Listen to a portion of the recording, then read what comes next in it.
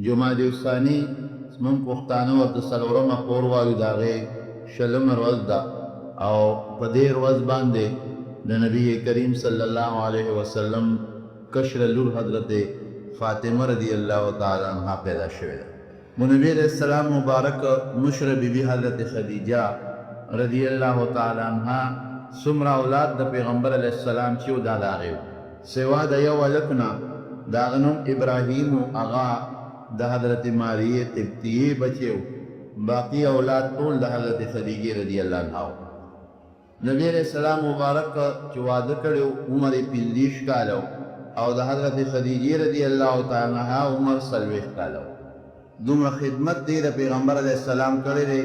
په نبوت پیغمبرۍ کې ورسره دومره امداد کړی دی چې پیغمبر علیہ السلام د هغې په ژوند بل واده نه دی کړی. کله چې دا وفات شوه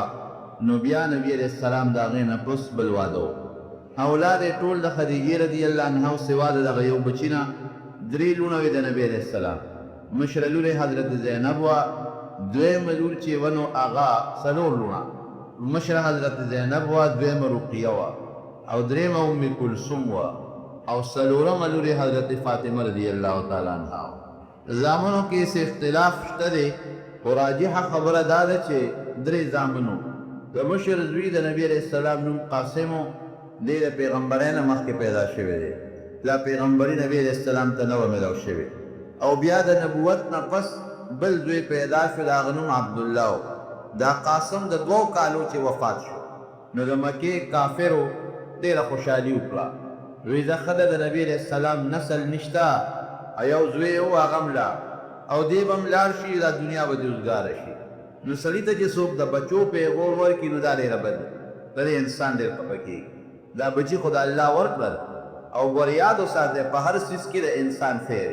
دا یو سړی نه وایي چې زما اولاد نشته، بچي نشته، ګنې دې کې دا خو نه شو. نه، ممکن ده چې دله الله اولاد ورکړی وي، بچي ورکړی وي او هغه په مستقبل کې وروسته زمانه کې ډاکوان وي، غله وي، قاتلان وي، بیا به وي یاره د دې بچو نه خو هغه نه بچي. خو انسان په خپل خیر او شر نه پوهېږي، الله د انسان په خیر او شر ښه پوهېږي. خو د بچو پیغور بعضې خلک زمونږ په وطن کې دا رواج شته، دا ډېره لویه ګناه ده. پام کوئ، ډېره ځان وساتئ. دا به نه وایه چې ستا خو بچي نشته، ولې ستا چې شته ده د خدای وجلې نه شي، ته د بیا راوپرځوي بیا به څه کوې. د زامنو پیغور بعضې خلک کوي دا به نه کوې، خو د الله خوښه ده. ډېر خلک دي چې زامن یې وي او دا پلار او مور دې په مور کې ولاړي، او ډېر خلک دي چې لوڼې وي هغه د هغه مور او پلار دپاره د خیر او د خوشحالۍ ذریعې. ستا زامن دی او ته بېل ته پیغور کوې، ستا دا زامن الله نه کي راغورځولی، ویرېږه د الله نه، دا پیغورونه مه کوه. نو د مکې کافرو به دا پیغورونه ګوره نبي علیہ السلام ته کول، او دا د مسلمان دپاره لوی تسلیم ده. که یو مسلمان لوڼه وي او زامن یې ني یا زامن یې وي او هلکانه کې مړي، ډېر ځان ته پیغمبر علیہ السلام رایاد چې د هغه هم نارینه اولاد په ماشوموالي کې مړه شوي دي او لوڼه یې وې، اولاد یې ټول د لوڼو دی، نو دا به د ده دپاره یو لویه تسلي وګرځي. نو کافر دا پیغورونه وکړل، یو زوی او هم لاړ، دې به هم لاړ شي، به د خلاص شو. نو الله یو صورت نازل کړو، نبی علیہ السلام ګوره پې خفه شو، ما وی په پیغور خلک خفه کېږي. انا اعطیناک الکوثر، دا صورت نازل شو، فصل لربک وانحر ان شانئک هو الابتر. ای پیغمبره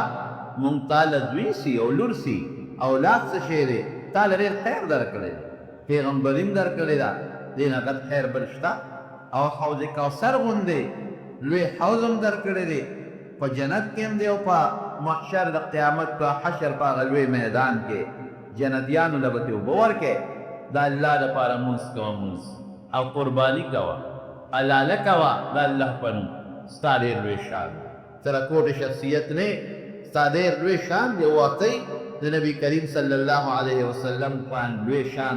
په بندګانو کې د بل چا نشي. نو دا پیغورونه یې ورکول، نو الله بل بچی ورکړ. د 2 کالو عمر کې قاسم علیه السلام رضی الله عنه وفات شو. د نبوت نه پس بل بچی شو عبدالله ابن، او لقبونه یې 2، طاهر او طیب. خپل نوم یې عبدالله او نبی علیہ السلام ورته کله طاهر وي او کله طیب، د دواړو معنا یو ده تقریبا، چې پاکیزه پاک.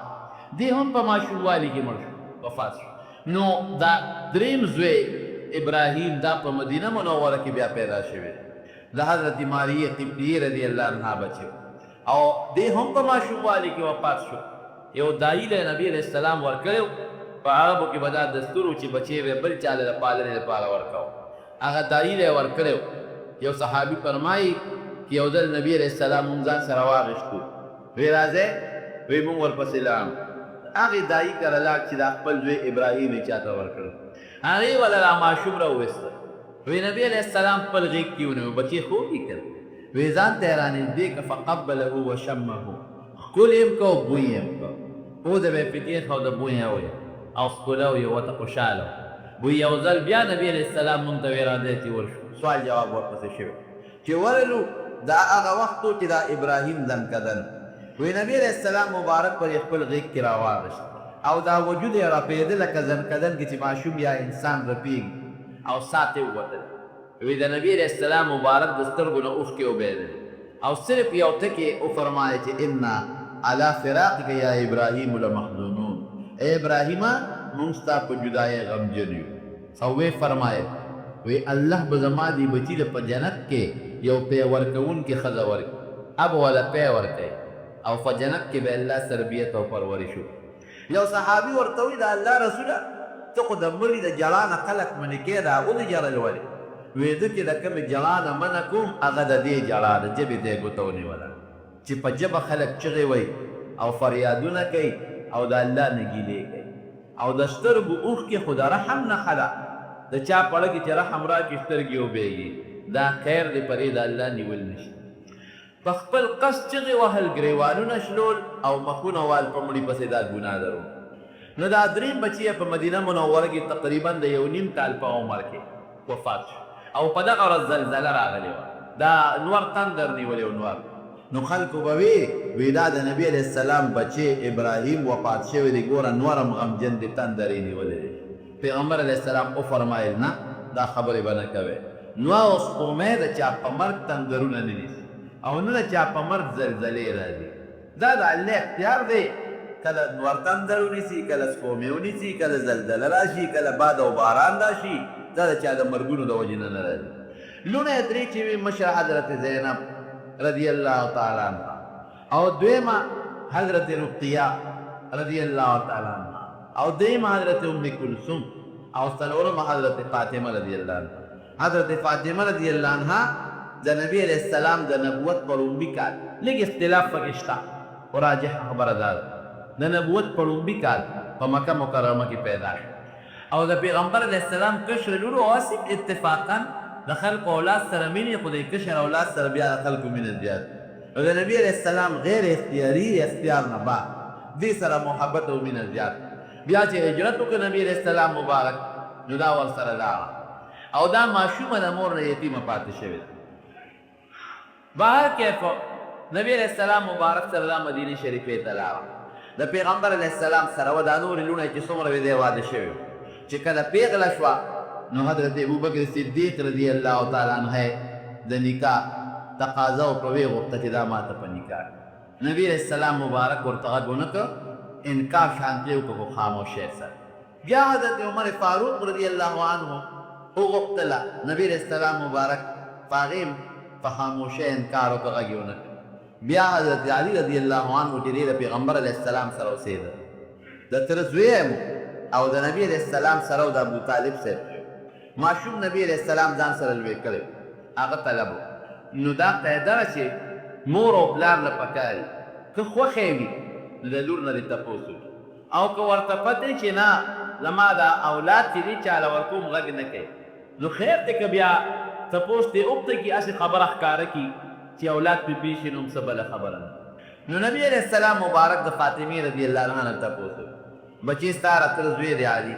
د نبی علیہ السلام د تره زاسته ستا خوښی چې مونږ تا هغه له ورکړو نو دې کې ډېره زیاته حیا وه سترګې یې ښکته کړې غږ یې ونه کړ یا ورسره نکاح زما وکړه او یو مه خو نبي علیہ السلام مبارک پوه شو چې که زړه کې خوښ نه انکار دی او دا ښه خبره هم ده ګوره زمونږ په وطن کې یو ډېر ګنده رواج د یو جینۍ یو هلک نی خوښه او مور پلار یې په زور ورکوي دا ښه خبره نه چې د جینۍ هلک نی خوښ اتن مه ورکوه بل دی اوله رشته دا دی جینۍ خپله ژوند ورسره تېرېږي د مور پلار به ورسره نه تېرېږي. نو که د یو جینۍ او هلک خوښې خوښ دا معنا چې پې خفه دي په ورکولو نو بیا دې ورسره نکاح وله وکړه، او که نه هغه راته ووایي چې ما مه ورکوه. نو په زور باندې جینۍ یو هلک ته ودول دا ښه خبره نه ده. پیسو پسې او دولت پسې او د دنیا بنګلو لالچ پسې مه ده. د هغې نه دومره فتنې جوړې شي چې د حد نه وي. زمونږ په دې وطن کې ډېرې جینکۍ بیا خودکشي وکړي ځانونه مړوي یا نورې لانجې ته جوړې شي. نو وروره شریعت حکم درته وایم دا مسایل ځان سره یاد کړئ چې مور پلار له پکار دي چې د جینۍ نه معلومات واخلي، پلار کوي یا مور. نو که جینۍ انکار وکړه نه دې ورکوي، او که جینۍ انکار ونه کړو چپ پاتې شوه نو دا د رضا نښه ده، بیا په نکاح ورکولی شي. دا چپ پاتې کړه بس نبي علیه السلام مبارک پېښ شو. حضرت علي صاحب ته یې ښه چې خیر ورته وکړ راویغو ورته یې وی مهر سره شته؟ وی صاحب زه خو تا سره یو ځای اوسېږم مهر ما سره کم دی. وی ولې تا سره چې هغه یو زغره شته، زغره د اوسپنو د کړو نه یو کمیس غوندې جوړ شوي په دې جیبګرو کې شته، د جنګ په وخت کې دا مجاهدین اچوي، د اوسپنې کړی وي. فایدې دی چې توره پې اثر نه کوي، توره په هغه اوسپنه لګي نو وجود ته نه رسي. وی او صاحب هغه یوه زغره را سره ده، وی دا خرڅه کړه. ولې چې په دې ستا د واده انتظام هم وشي او ستا پې د مهر وغیره انتظام هم وشي. نو هغې په حضرت عثمان رضی الله عنه په 480 درهمه خرڅه کړه. هغه پیسې یې راوړې او نبي علیه السلام ته یې مخې ته کېښودې. نبی علیه السلام مبارک وله په هغې باندې سې وله مهر کړ او سې ورته څه خوشبويي مشبويي او یا د واده دپاره چې څه لګېدل د هغې انتظامات یې ورته برابر کړ. چې انتظامات یې برابرول او وعدې کېده، نکاح د نبی کریم صلی الله علیه وسلم مبارک په خپله تړلی د دواړو د طرف د نبي علیه السلام. ځکه هغه سره کور اوسېده. د واده په وخت کې د علي صاحب سره شو، یو دغه زغره وه د هغې پیسې شو، یو د سرمن وه غټه سرمن. هغه سرمن انسان دې لپاره استعمالوي چې پې اوده کېږي، تولۍ نه وه سرمن وه غټه. او درېیم یو څادر او یمني د یمن یو څادر، بس دا درې څیزونه وته.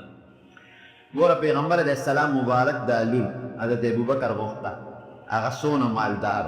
د کور خاوند او په قوم کې لوی سړی. حضرت عمر فاروق رضی الله عنه څومره لوی شخصیت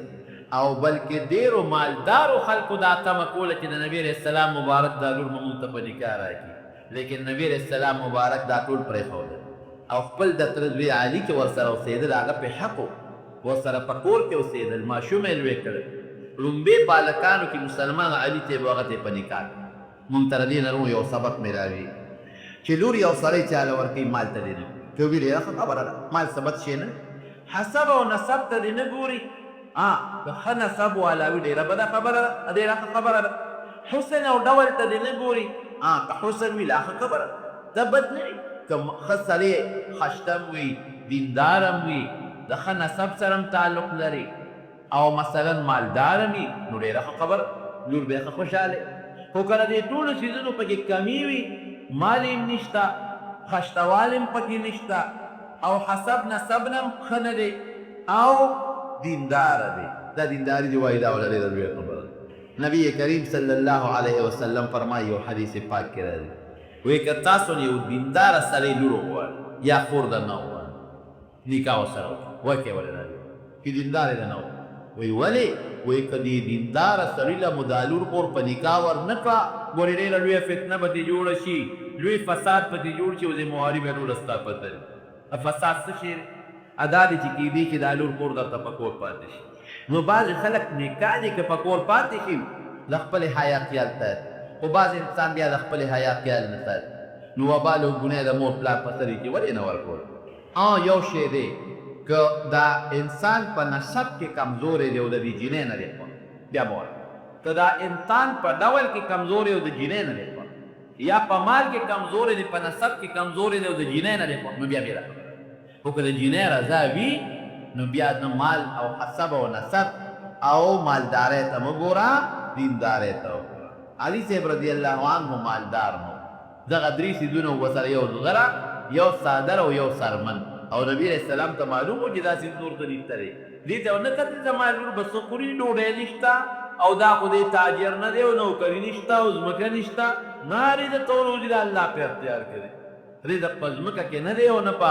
دولت کې دی او نه په کارخانه کې دی او نه په نوکرۍ کې اصل خبره دینداري ده ښه بیا چې کله واده کو نبي علیه السلام مبارک ویدلو شو نکاح شو واده څو میاشتې پس شو دا هم د شریعت اصول دي چې د اول خلک کویدنو کې کویدن کې خوښه ده که نکاح تړي او که نه تړي څوک نکاح تړي او څوک واده او د هغې نه پس بیا واده وشي دې کې څه موده څو میاشتې پکار او که یو سړی نکاح مو تړی او پورې واده مه کوي نو شریعت کې جایز دی منع نه بیا چې کله واده شو نو لور له سامان پیغمبر علیه السلام مبارک جهیز ورته هغه څه شو چې کوم نبي علیه السلام د خپلې نیازبینې لور له کړی هغه یو سکټ وکټ او د بانس بازوګانو د بان یو کټ او دوه یو ګدی وه د څرمنې او په هغې کې دننه مالوچ نو په هغې کې د کجورو پاڼې وي دوه منګي منګي دا د ټیکري پاخه منګي دوه میچنې وي ځکه هغه زمانه کې خو د اوبو دا جند وي نه نه د مشینونو په میچنو به خلکو دانې وړول او دوه مشکونه مشک هغه زمانه کې ضروري شي ځکه چې په کور کې دننه په مدینه شریفه کې خوږې اوبه نه وي اوبه د مدینې شریفې مالکیجه نه وي نو د بهر نه به خلکو اوبه راوړی د هغې دپاره د مشک ضرورت نو یو د څرمنې یو غټه ګدی یو کټ موږ چې پالنګ ورته وایو دوه میچنې او دوه منګي دا نبی علیه السلام مبارک د خپلې نیازبینې لور له جهیز کومه لور چې نبی علیه السلام په خپله فرمایي فاطمة سیدة نساء اهل الجنه چې فاطمه د جنتیانو د ښځو سردار د جنتیانو د ښځو د سردارې را جهیز او جهیز د پلار حق دی چې پلار به لور له کوي دې مسایلو ته ورته راغوږېږدی دا د هلک کور کار دی د جنۍ پلار یا رور یا مور دوی به دا جهیز کوي دوی خپل وس دی خوښی ده لږ کوي او که ډېر کوي څه زور پرې نشته خپله لوري د هر څومره سامان چې ورله کوي که ډېر کوي نو هم پې څه بات نشته خبره ده چې اولاد زی څونه وخت کېږي ښه سامان ورته خوشحالې ولیږي که لږ کوي نو هم پې د چا زور نشته لم په دې وطن کې یو غلط رواج غلط رواج دا دی چې جنۍ کله ورکوي نو په هلک شرطونه لګوي دا خو زه در کوم دا جنۍ یا د واده په وخت کې پې لګوي یا د نکاح په وخت کې او یا د غوښتنې په وخت کې ګورې دو کټ به کوې ښه میزونه به کوې او څه ورته وایي دومره به دا شی کوې د جنۍ کور په هلک په پلار دا څیزونه یې کوي دا کړه که نه دا ګناه دا ګناه دا به نه اوس دې کېږي ولو که چې وته نه کېږي هغه به په هغه صرف مهر دی بس په هلک مهر به مهر کوي په هغه دا شی لازم دی چې دې ښځې له کور برابر کړي دا پکار ده چې کور وله برابر کړي چې وسې وي دا پې لازمه ده چې یاره د واده دپاره د ښځو چې څه انتظامات دي خاوند کله لاړه شي او هلته کې څه لوښې لرګي وي چې دا پکې هغه خپل ګزاره کوي نو دا خو د هلک باشد دی ښځه خو تش کور له څوک نه راوړي مهر به اوس دا شرط چې جنۍ کور په هلک کور لګي د جهیز شرط د جهیز شرط په نه لګي جهیز په پلار دی لګي نو به کټونه کې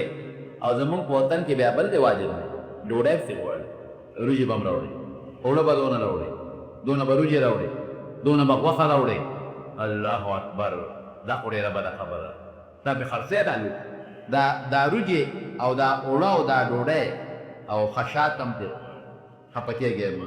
خشات څه کوي چې وایي هغه نه ماچسو دبلې پکې وي ماچسو دبلې هم راوړي لکه خدای ته وګوره دا څه کوې دا خو ته ګناه کوې دا ډوډۍ خو دا څوک خوري دا خو د دې جنۍ کور میلمانه خوري نو میلمانه ستا دې ډوډۍ راغه نه غواړي دا ګناه ده بلکل دا تور هم ګناه ده توره موره کې دی غواړي نه یا قصبګر خو ستا خدمت نو ته هغه ته وله ورکړه ته وله ورکړه خو ډېرې وله ورکړه ټول عمر د مړو خدمت کوي ټول عمر د خدمتونه کوي در باندې خوشحالي راله چې داس کېږي شل ورکړه غریبانان خیرات صدقه چې سل کېږي 200 ورکړه دې غریبانانو خو دې ودونو ته کدي د قصبګر ملک کې خو څوک څه نه ورکوي نو هغه قصبګر غریب ته بل ته په حواله کړي په هغې هم جګړه جوړه شي دونه ورکړه دونه یې ورکړه نو 200 روپۍ وله ورکړي نو دا قصبګر خو د دې جنۍ کور خدمت کوي ستا خدمت کوي نو پیسې وله د بل نه غواړي پیسې هم جوړې کړي ځان قصبګر به ته راله کړې په خپله دا ګناه مه کوئ ښه وله ډېرې ورکوئ دا خواران غریبانان هم ډېر وستی کتلي که به تیارې دی وکړو دا نور قصبګر دا به د هغه نه پیسې نه وي چې راکړه دومره توره هغه غریب دلته کې راځي دا واوړي او خوا به له اوښ ته به ویې وایي دغه دی دا اوښ نه په زینارې وله ورکړه خیر اوس خو اوښانو دوله چې د بوک سور شوی دی او که نه خو د اوښانو حافظه ختمه شوې چا زلار یو نارې غواړي او زه یې لته ورکړه نیغ پاسې اوښ نه پاسې وي دا نارې غواړي لته یې ورکړه نیغ پاسې او خو خدای دې بېخ وباسه یو دې پاس وي تا وي چې نه پاسې نو بهر کې خو دا د شریعت د احکاماتو پابندي چې مونږ کوو نو الله به زمونږ نه خوشحالي او چې د شریعت خلاف کوو نو الله به خفه نو جهیز د پلار د جینۍ پلار به کوي خپلې لور له یا خپلې خور له پالک نه دی لږ کوي او که ډېر کوي او مهال پالک دی نو نبي علیه السلام مبارک ورته دغه جهیز ها بیا واده څنګه په خپل کور کې ورته ځای بېل ځان ځکه د هغه خو خپل کور نو خپله لور یې د مټه ونیوله او په خپله یې بوت د علي صاحب ته په خپله یې بوت علي صاحب ته یې حواله او چې څنګه یې کور ته ور دننه کړه وایي اوبه راوړئ اوبې راوړئ نو په هغه اوبو کې لاس ښکته کړل نبي علیه السلام مبارک د یو لپه یې راواخېسته د علي صاحب په سینه باندې ورنیستله اوبه پاک شعر صفا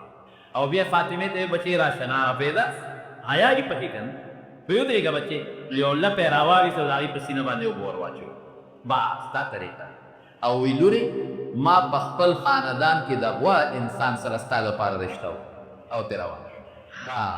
اوس پکې بلکې دا هغه له میلمه هغه څو شپې چې دي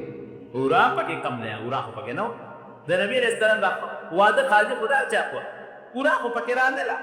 نه پکې ورا شته او نه پکې پتنګه شته او نه پکې پارسه شته دا ښځو ځان له خپلې لوبې جوړې کړې د خپل خوشحالۍ دپاره دا خفې هلته دا دی د ځان له جوړه پکار دا د شپې ورا دا دی د ځان له جوړه پکار دا د میلمنو ورځ دا دی د ځان له جوړه پکار دا د واده ورځ دا دی د ځان له جوړه پکار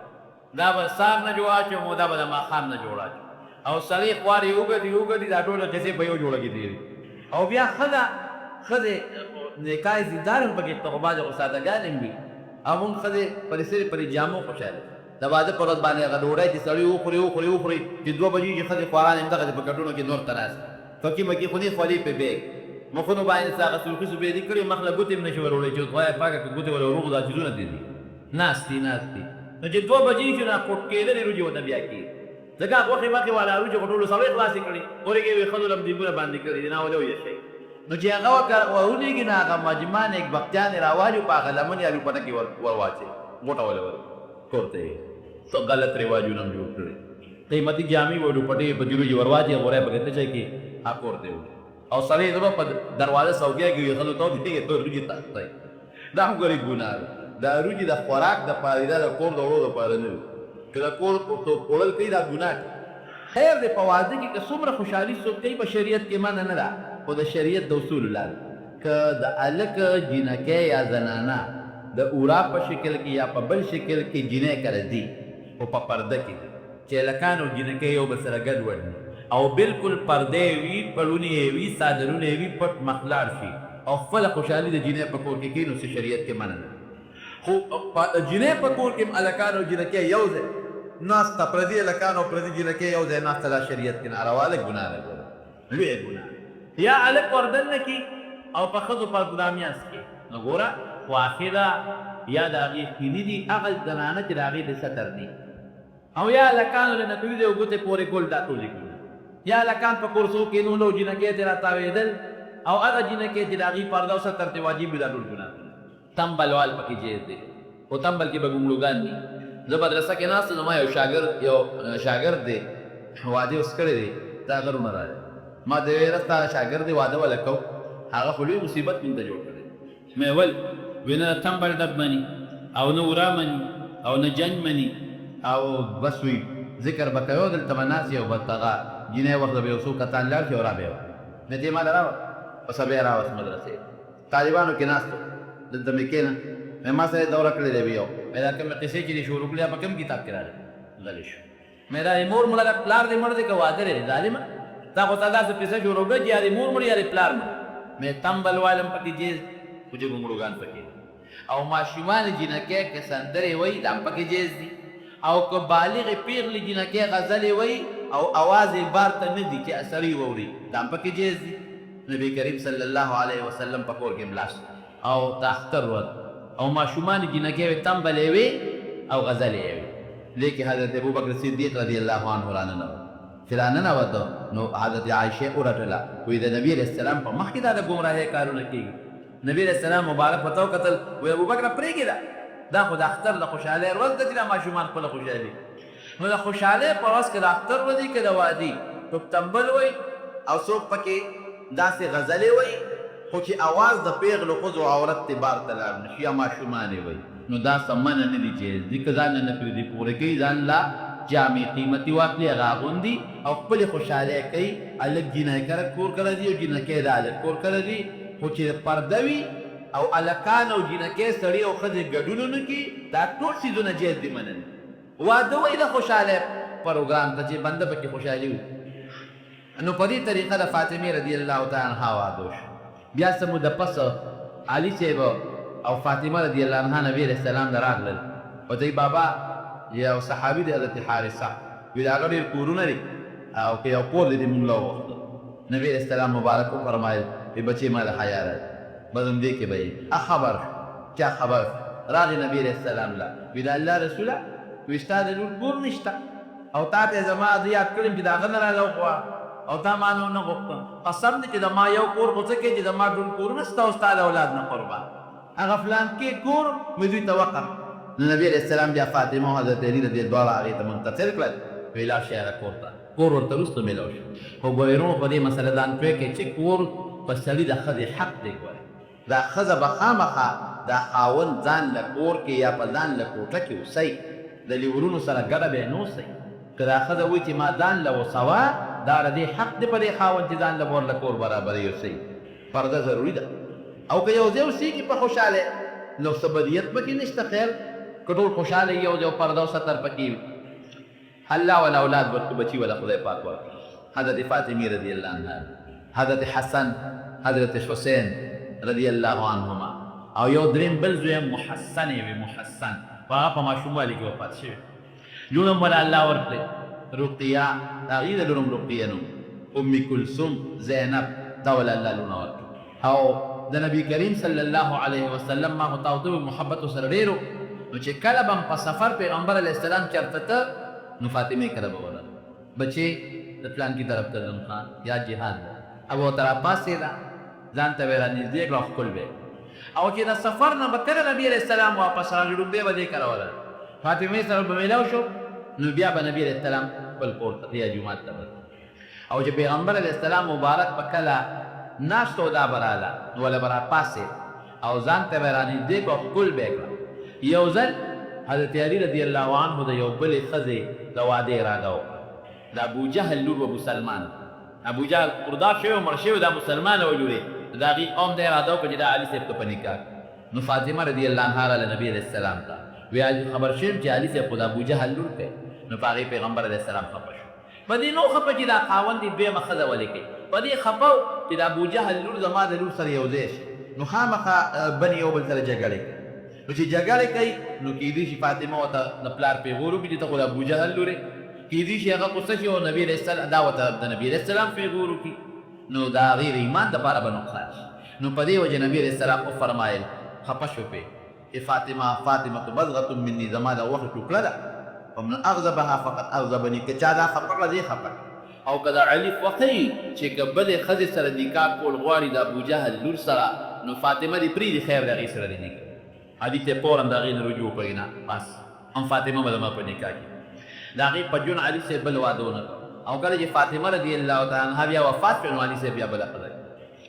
نبي کریم او دې به په کور کې ځان ته خدمت کو جنتي ښځه د جنتیانو سردار د یو ځل نبي علیه السلام له غلامان او مریان راغلي علي صاحب دې ته وی لاړه شه بابا لري مریان راغلي یو مریی ته وغواړي چې خدمت ته سره کوي دا راغی او پیغمبر علیه السلام په کور کې نو واپس راغی چې نبي علیه السلام راغی بیبي ورته الو وی ورکره ورغله بچې ته راغلی وی ام دا دواړه ښځه خاوند لاس نبي علیه السلام راغی په دې منځ کې سملت او خپې اوده کړه علي صاحب دا خپې د ما سینې سره ولګېده بچې څنګه راغلی نو دا ډېره حیاناکه وه غږ به یې نه کوه علي صاحب صاحب ما درلېږلی وی ځکه چې دا په کور کې جارو په خپله وی او میچن په خپله تاوی نو په لاس کې د میچن د تاولو نه غوټې پیدا شوي او اوبه په خپله راوړي نو هغه سینې ته هغه د اوبو د مشک هغه رسۍ اچوي نو په سینې د هغې نه پټې جوړې شوي او صاحب مونږ کره یو د سرمن د غټه نو د شپې په مو دا سملو او سار په استه گئے نو ما درونه کړه چې تعالی مریان راغلي دي نو که یو مری دي له ورکو دي سره سره کار کې د کور په کار کې امدادو نبی علیہ السلام مبارک ورته فرمایل فاطمه بهشکه مریان راغلي دي خو د بدر یتیمانان زیات مستحق چې غیله ور او تا ته یو قشه ته مغوایا چې کله ودکېږي درې در سبحان الله وایا درې دې شکرتا او درې دې شکرتا الحمدلله وایا او څلور دې شکرتا الله اکبر وایا په دې بدل الله دومره اجر او ثواب درکې د قیامت پرځ چې د خادم په وخت کې خادم او نوکر درکم پاغي به دومره خوشاله نشي لکه د دې ثواب چې د قیامت پرځ الله درکې او پاغي به تاسو مر الله خوشاله ګور نیاز بي د لوري دا لیکن انصاف یې دومره نبی علیہ السلام مبارک کله چې وفات کېدو دیرو بلکې په خپل ولا را چې رااله نو نبی علیہ السلام مبارک را ناستو لانته نو دی وی واکره بابا دغه وخت د پیغمبر علیہ السلام مبارک بیماری سخت اے زما د پلار مصیبت نبی علیہ السلام مبارک ورته فرمایي الله کروا علی ابیک بعد اليوم لا ستا په پلار بلنن نفس مصیبت دی د دنیا ښه دې کې دې ته اشاره تو کې نن مې غیر ورځ په دنیا کې نو ځان ته راني دې کړه وخت کې وته سپټه خبره نه پجاش نو به ځان ته راني دې کړه نو وخت کې وته بیا سپټه خبره کړه دا په خنداش نو عائشہ صدیقہ رضی الله عنها دې تاسو وی فاطمه دا الله توا چې دا بابا د سپټ سو وی دیو دل دیو جوړ بل دل دیو خان وی دا قراته بابا پټ ویلی دي دا خپل پلار هغه پټ راز نه پاش نو چې نبی رسول الله وفات شو بیا عائشہ صدیقہ راوغتله وی فاطمه زه په دې مورې مېرا مورې او پاغه مور والے له قسم درکو دا غي له حاضرات وکا چې ما ته دغه الواج تاسو پټ په وخت کې سو وی دیو دل دیو جوړ بیا ته وی تو خان وی دې رومبي دل ځان ترانه دې کړ وی ما ته بچی په دې بیماری کې به وفات کېږي نو اومي جالسه پلار مې بابا مې وی چې زما جلا ته قتل نبی رانی دې کړ وی ما ته بچی زما په جداوالي جاړي مجاړه پټ زما په اولاد کې په خاندان کې د ټول لومبه به تما سره ملاوي نو بیا مې خندل چې زه ټیک تک لکه جدایي راشي خو بیا به پلار سره یو ځای شم نو باغې خوشاله شم مې خندل او ورونو واقعي داسې وشو ګورې د نبی علیہ السلام د وفات نه شپږ میاشتې پس دا وفات شو او چې کله نبی علیہ السلام مبارک وفات شو نو دی یو شعر ویلی صبت علی مصائب لو انها صبت علی الايام سرنا ليالي کوئی په ما داسې مصیبتونه راوورېده داسې تور تور مصیبتونه که دا مصیبتونه په دې زمانه راوغورځېږي په دې ورځو دا ورځې به تورې شي شپې به دې جوړې شي او حضرت انس رضی الله عنه فرمایي چې ممکن نبی علیہ السلام مبارک دفن کو لحد کې مخخ کا خاورې مو بیا پاسه واچولې قبر هم جوړ کو نو یې مونږ په لاره را روانو فاطمه رضی الله عنها راته ولاړه وی ما ته وی انس ودرېږه ودرېد وی ډېر هم زړه یخ شو خوشحاله شوی چې زما په پلار هم خاورې واړولې مونږ غږ نه کړو سترګې یې ښکته ډېره زیاته خفه وه پلار پسې نبي علیہ السلام پسې شپږ میاشتې پس وفات شو ناشنا وفات یې دی تاریخ لیکلو چې دا ویلم دی وی ما ته اوبه کېږدې زه لام او وی ورته کېښودې نو غسل یې وکړه ویلم دی او خشته ښکلې پاکې جامې یې واغوستې او 2 رکعته نفل یې وکړه او وی ما ته د کور په میانځ کې کټ کېږدې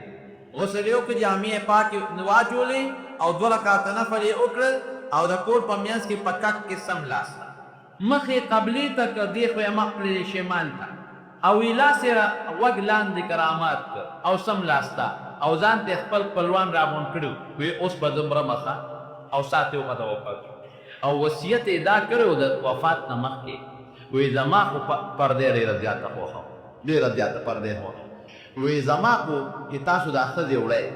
او جنازې مقبرې ته او صادر به پروتي نو صادر خو یې د وجود سره جنګېدلي دا خو بې حیایي غوندې ده یو بیبي ورته وی ما په حبشه کې یو شی لیدلی که دې خوښه یې نو تا لپاره به د هغې بندوبست وکړو وی څه شی دی نو دا زمونږ په زنانو دا ډوډۍ ده دا چې د په زنانو کوم دا شی پروت دي وی دقه شی یې ورته وښو نو دې وصیت وکړو چې زما لاس چې دی په کټ کې مقبرې ته وړی نو دقه ډوډۍ به پرې پاسه کېږي چې پرده مې راشي نو بیا د مدینې منورې قبرستان ته یوړ او د مدینې منورې په قبرستان کې د پیغمبر علیه السلام 4 واړه بیبیانې دفن یو د 4 واړه قبرونه هلته دفن حضرت ابو هریره رضی الله عنه په جنازه کې نبی کریم صلی الله علیه وسلم فرمایي د انسان حیا بیا د زنانه او حیا د الله لري راځي یو ځل نبی علیہ السلام مبارک فرمایل وی په خذو کې یو صفت دی اراتو خای صحابه ته وی په یو صفت ته په خذو کې اراتو خای چې دا د صفت په وجه بل اخر جنت اچا غوړ ټول غلي پاتې بس خبره د نبی علیہ السلام وکړو چې هم چې پاتې شو علي صاحب کور ته لاړ وی فاطمې نن نبی علیہ السلام یو سوال وکړو څه وی چې په ښځو کې یو صفت دی دې صفت د وجې نه به ښځه جنت وی تاسو ولې څه جواب ورکړو وی مونږ سره جواب نه ځکه صفتونه د نیکۍ په ډېر دي نو مونږ چپ پاتې شو وی ما سره جواب شته وی څه جواب یې وی هغه حیا ده حیا چې دا د سړو نه ځان ساتي سړو ته بې پردګي نه کوي او سړي د ځان نه ساتي نو علي صاحب راغی نبی علیہ السلام ته الوی وی صرف فاطمه دا جواب ورکوي درو جواب معلوم کړی حیا نه کوه نبی علیہ السلام فرمایي چې په دنیا کې زما لور حیا کړی او چې کله جنت ته داخليږي الله بردی په شکل نور فرشته پیدا کړي فاغي کې به داخله چې څوک یې ونه پیژني او چې روانه فرشته به آواز وکړي چې ای د محشر خلق سترګې ښکته کړي د نبی علیہ السلام حیانات لور فاطمه جنت ته روانه حیا د خلکو لپاره اوچت کالی لرو الله یې زموږ په زنانو کې حیا پیدا کړي نو فاطمه رضی الله عنها متعلق نبی علیہ السلام فرمایي چې دا به د جنتیانو ښځو سردار نو په نن ورځ نن د څلورمې اور جمادی الثانی شلم تاریخ دی دا پیدا شوی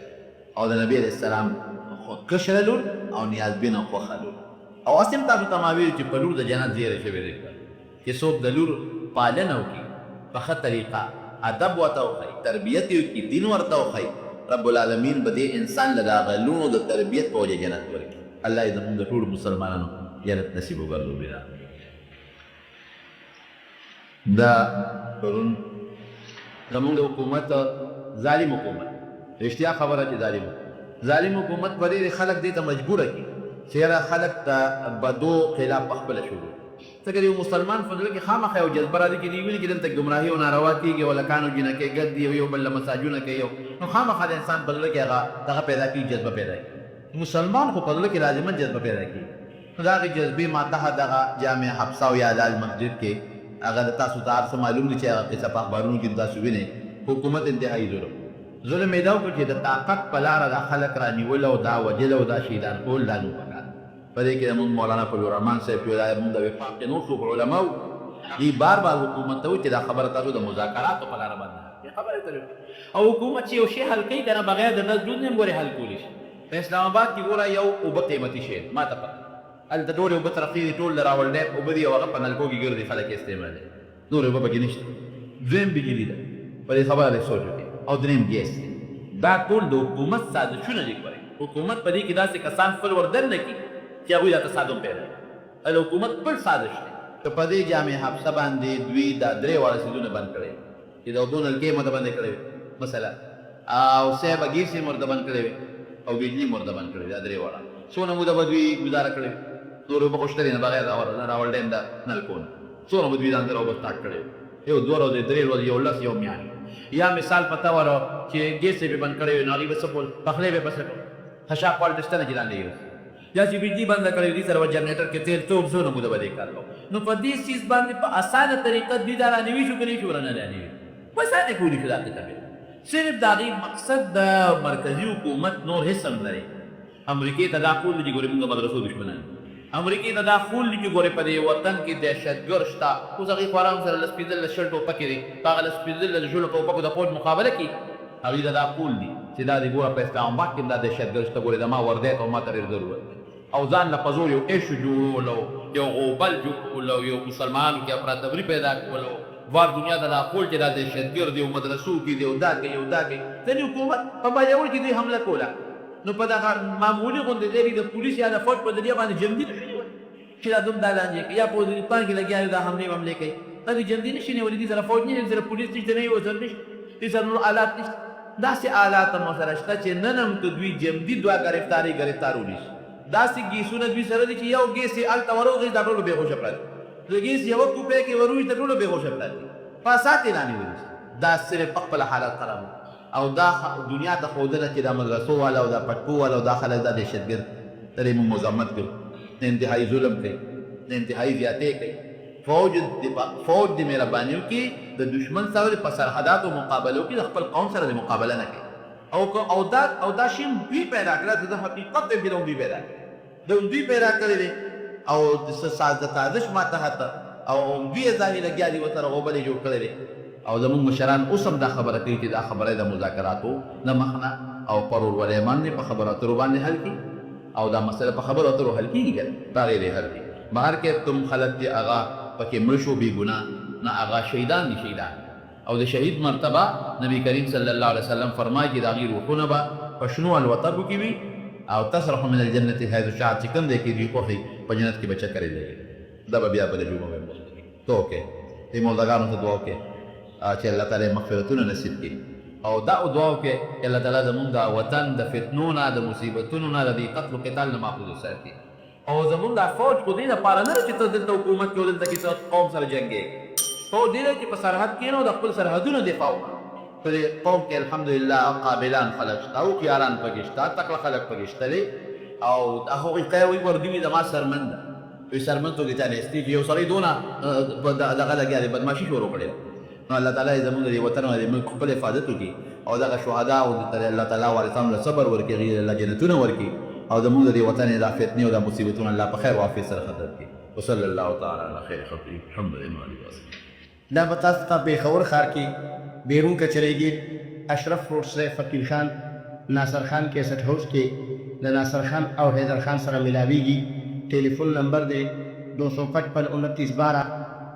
دا علم چې کوم هغه خلکو سره دی او دا علم چې کوم مقاصد دي قسم په خدای په حیواناتو کې د انسانانو نه زیات دي دا قسم مې راته ولې وخوړ زه به یې دله مثال درکړم نن طب د اعلی درجې یو علم ګڼلی کېږي او ډاکټر نن لوی پوی ګڼلی کېږي بېشکه موږ انکار نه کوو بېشکه لیکن دا پویه د طب د انسان په نسبت په حیواناتو کې په درجه اتم موجوده زه به یې دله اوس مثال درکړم چې هغه درجه اتم څه ته وایي نو قاري طویف صاحب رحمت الله علیه په دې خطبات کې یو واقع لیکلی خطبات حکیم الاسلام وی یو ځل بانډې ته لاړ وی د باندې ماحول موکت نو د شهري ماحول نه هغه زموږ خوښ شو په ښار کې دوړې دي لوګي دي او رکشې دي او موټرې دي او بانډه کې خو مزېداره خشتاب و هوا ده وی ما یې رشته دارانو ته ووایي چې لکه ستاسو خو مزې دي دومره خواب و هوا مزېدار شین کبل او دا چمنونه او خشته هوا وی دا خو ټیک ته خو موږ د بیزوګانو نه دلته ډېر زیات تنګ اسنګا ویلوخي تختای ډوډۍ تختای کټوی رانه غونډو تختی جامې تختی پلوی غم کې مبتلا وی ما ویو درې کده د علاج کو وی ډوډۍ کې می سنکیا یا دارو زهر واچو او هغه مې په کوټې پسر بيزوګانو ته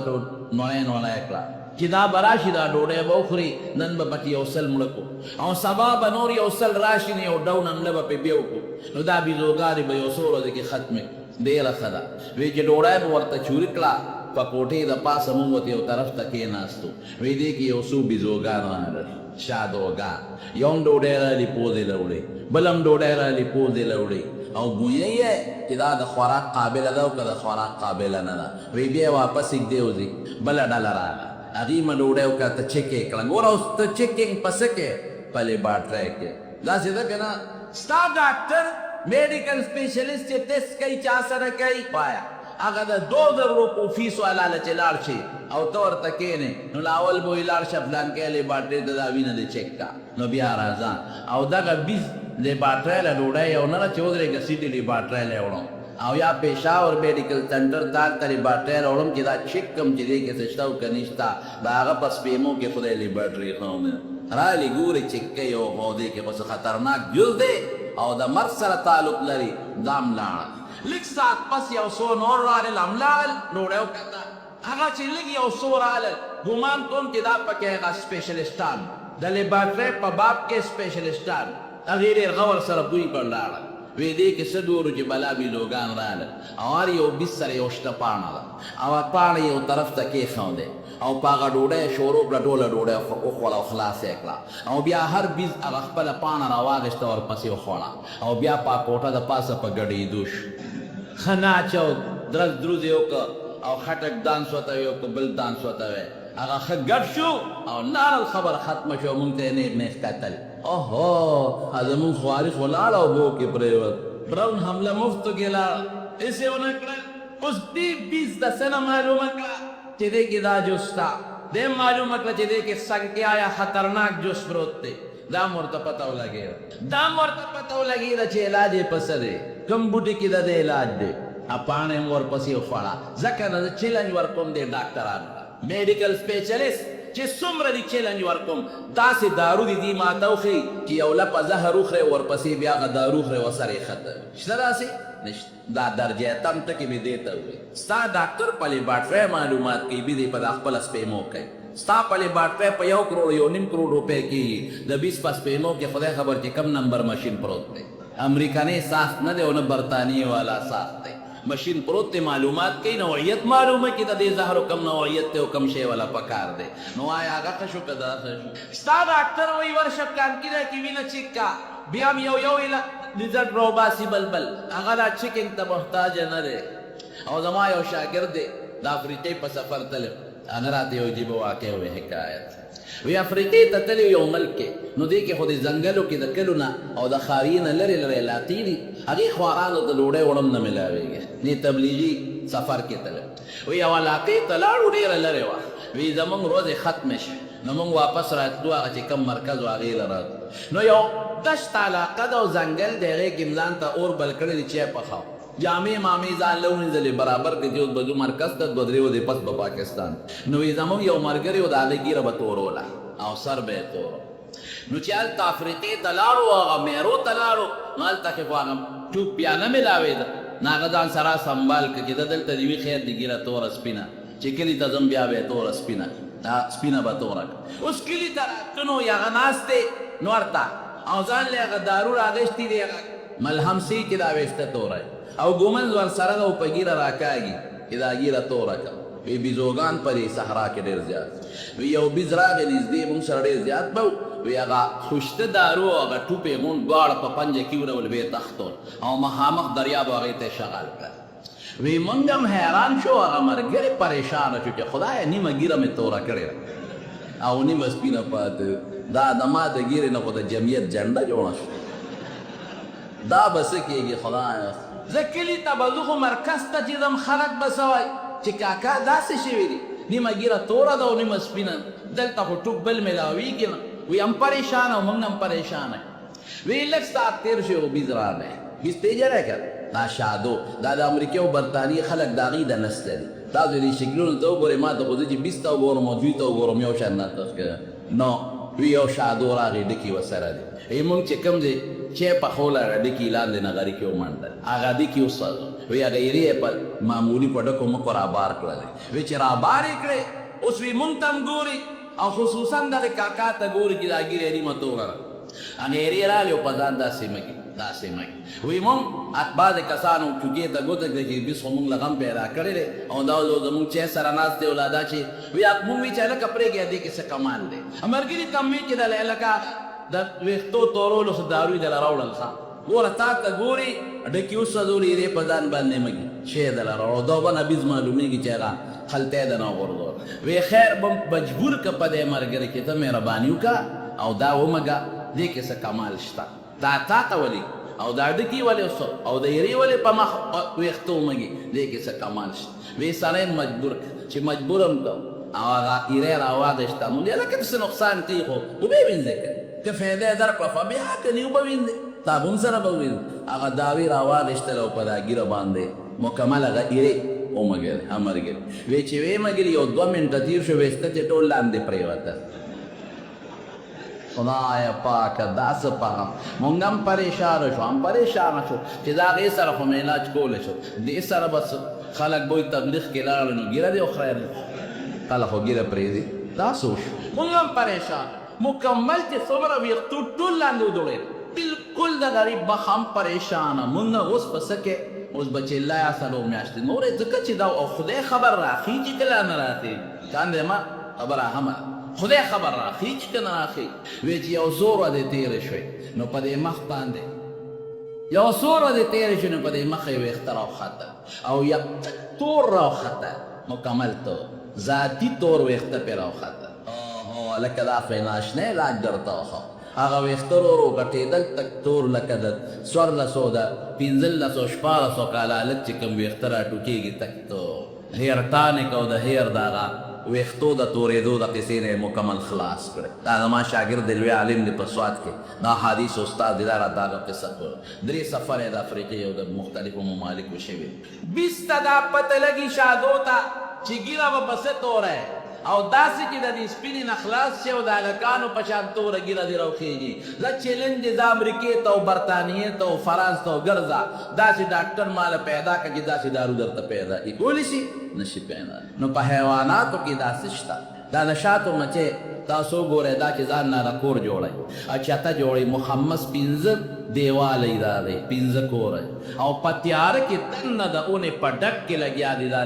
چته جوړئ کبین او په پیټۍ کې دننه په داسې پیټۍ کې کار کوي چې ښه تیاره وي که لږ رڼجه تښتي وګورئ یو کور د بل کور سره سوتر برابر ویښته برابر فرق نه لري یو شا دی تو دی د شاتو د مچو سره پیمانه شته چې په هغې دا ناپ کوي مزي ورسره شته چې په هغې هغه چتنې هغه برابروي هغه بل شي شته هغه ګونګړو هغه ګلکار چې کله ښکته کوي او کله یې پورته کوي ټوله ورځ په هغې تېره کړي هغه ګونګړو اساد او ورسره شته نشته نه پیمانه شته نه ورسره سال شته نه ورسره مدې شته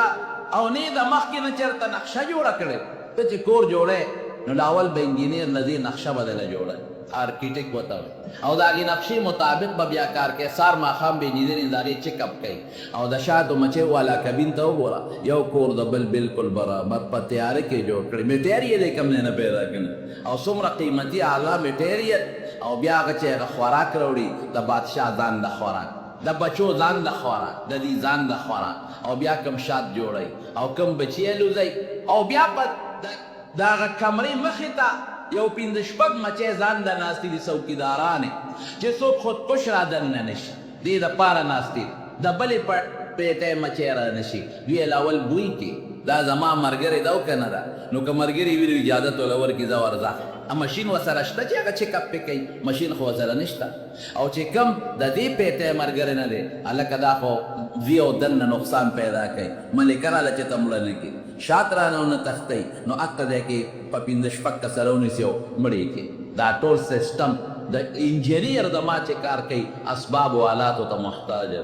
او 50 کال او 20 کال په مختلفو نقطو کې ډګریارې واغېستې د هغې نه پس انجینیر جوړ شو د شاتې مچۍ په کم انجینیرنګ کالج کې سبق ویل کم مشین ورسره په لاس کې او کومه پیمانه ورسره په لاس کې نو دا سیدونه خدای په حیواناتو کې پیدا کړي ښه طاقت ته انسان ډېر دی ځکه دې پرې انسان دی نو د ریتي سره مقابله وکړي په طاقت یا د زمري سره مقابله وکړي په طاقت جی وجود یې اوچت دی نو د اوښ نه دا نو اوچتولی شي جی سترګو نظر مې تیز دی په دې انسان نو د پیشو نه زیات د سترګو نظر د بل چا شته جی د سپیمو هغه سون مې زیات دی زه راشه که د میږي سره د کینوم او مقابله پته به دې ولګي چې ستا سوم زیات دی او که د هغه سوم زیات جی د غوږ هغه طاقت هغه مې ډېر زیات دی نو راشه کوري سره د کینوم د سمناګانو د میخو کې په دې ویښتو کې یو داسې راکوټې غوندې شی کېږي پخوا چې بغلو غلاګانې کولې دا به یې ځان سره ګرځو پار به یې او پورې تړلې او په ځنګل کې به یې پرېښه